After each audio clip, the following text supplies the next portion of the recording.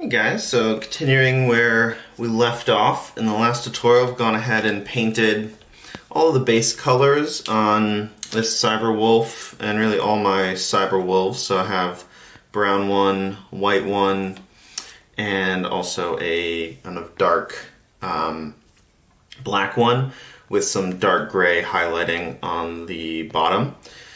And so I've painted all of the metallic parts and painted the kind of armor plates to match my Space Wolves army.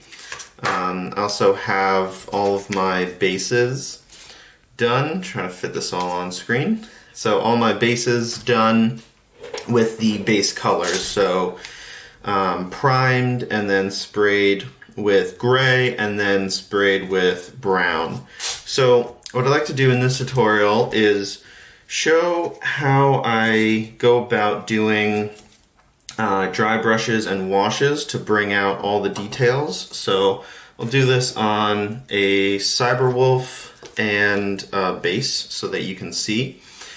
And so I'm going to be using Agrax Earthshade as my wash and Tempest Stone as my dry brush. Although probably on this white wolf, I'll be using Wreck White. Because this guy is white, so I want a whiter dry brush. This is kind of a, has a bit of a cream brown color to it. So I'll probably change it up a little bit for there. So the order that you do the dry brushing and washing in is important also for the look that you want.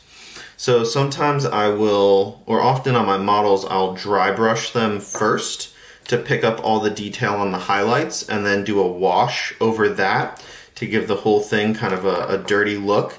And that also helps kind of bring down the intensity of the highlights, because I often highlight with a white, and so then that'll kind of, make everything look white or give everything a white highlight, but then when you go over with the Agrax Earthshade, kind of dulls it down a little bit. So I think I'm going to do kind of two approaches here. So first I'm going to dry brush the wolf and then do the wash on the wolf so that the kind of highlighting I get from the dry brush feels a bit more integrated into the model. Whereas on the base, I'm going to do a wash first and then dry brush it so that all of the edge highlighting that I pick up from the dry brush is really going to pop. So let's see. So to get started, I guess the first thing I will do is start with the dry brush. Actually, you know what? I'm going to start with the wash on the base. So just give it a little shake. I'll move this wolf out of the way for now. So I have a couple brushes here. So I have a shade brush and two dry brushes of different sizes. So I have a large shade brush, which is probably a little too big for the wolf. I think I'm going to use something else. Yeah, so I'm going to use my size 3 Windsor Series 7 brush for the wash on the wolf, but I'm doing that next. So first I'm going to use my large shade brush, and this brush is probably a little bit too big for this base, but it'll be fine. So I'm just going to work the shade into all of the nooks and crannies. Really want to let it seep in so that it gives it a really nice dark look in between to really emphasize those crannies. So what we're doing is we're creating, a really dynamic value structure between the crevices, which are going to get this, earth shade, and then the peaks and the highlight parts, which are going to get the white. So it's going to have a really dynamic range from dark to light. So that is looking good. So that's pretty quick on that. Just going to wash my brush out in my water and then dry it off on my paper towel off screen. Okay, so now I'm just going to set that aside and let that dry. So now I move on to the dry brush, and between my two dry brushes, both Citadel miniature brushes, I'm going to use the small dry brush, and I'm going to bring my paper towel on screen so you can see it. And so what I'm going to do is just dip my brush in here, scraping off excess on the side of the pot, and then really rubbing off a lot of paint onto the paper towel so there's barely any paint on here. And then I'm just going to start rubbing it against the model, and I think I need a little bit more. Oh, not that much. Need a little bit more than that. Maybe not wiping off as much, and then there we go. And so I'm going very, very gently on this model, because the harder you press, the more you're going to pick up. And if you put a little bit too much on, you can go over it with your finger, if you dip it in some water, or you can take it away with like a wet brush. So if you make a mistake, you can pretty easily fix it up.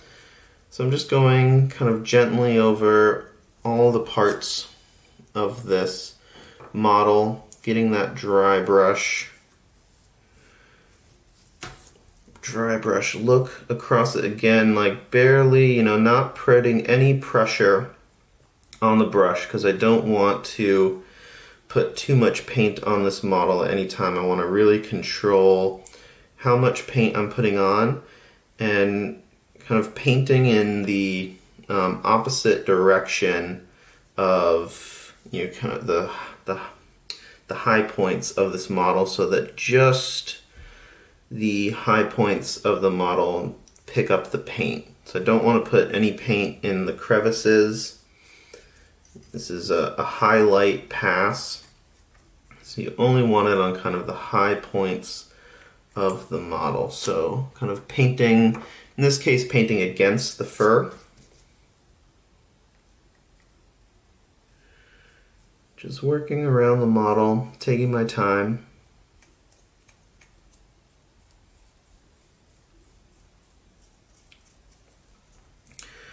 So for the feet, kind of working crosswise against the feet.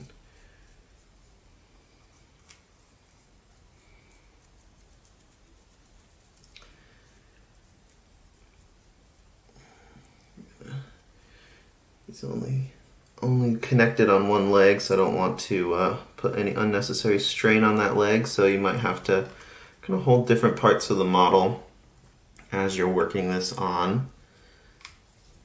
So I'll just kind of support his front leg with my finger, and then really just work the brush back and forth on the model, just trying to get paint on all those high areas.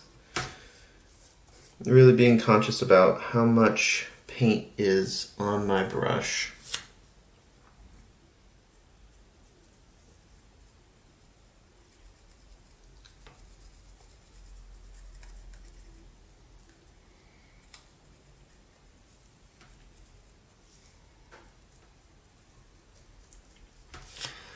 Cool.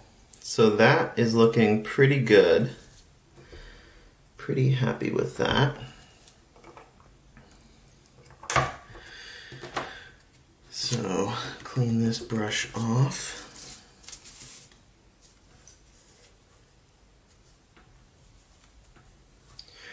So now I'm going to take a break and paint the rest of these, because it's going to take them a little bit of time to grow, or to dry, to dry.